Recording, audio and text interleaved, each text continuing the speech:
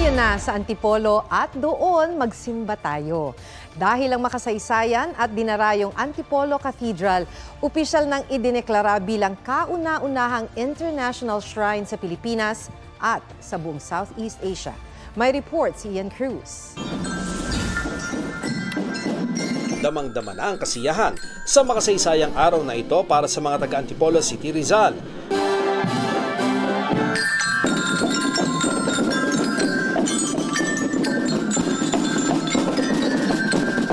Para sa solemn declaration ng pagiging international shrine ng Antipolo Cathedral.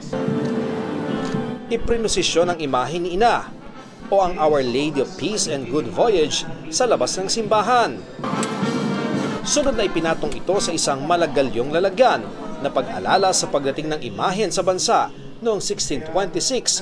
Pinamunuan ng Papal Nuncio na si Archbishop Charles John Brown ang pagpuputong ng korona sa imahen.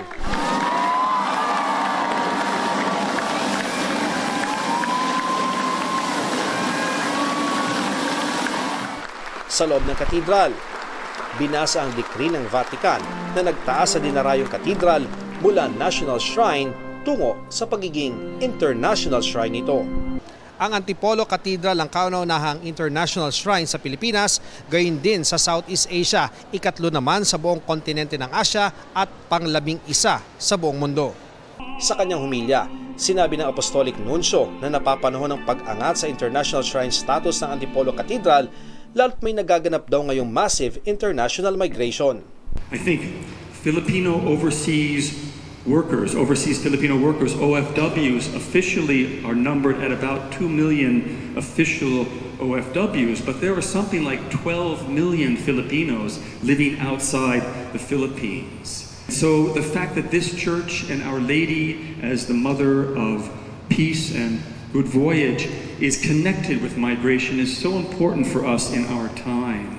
Handa na kaya ang lokal na pamahalaan sa mas pagdami ng bisita, gaya ng nagaganap sa iba pang pilgrim site gaya sa Lourdes, France at Fatima sa Portugal? Matagal na kami nakapaganda pero ibang sitwasyon ngayon.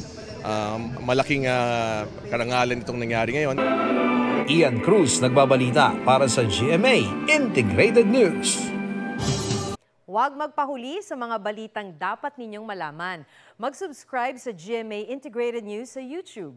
Sa mga kapuso abroad, subaybayan nyo kami sa GMA Pinoy TV at sa www.gmanews.tv.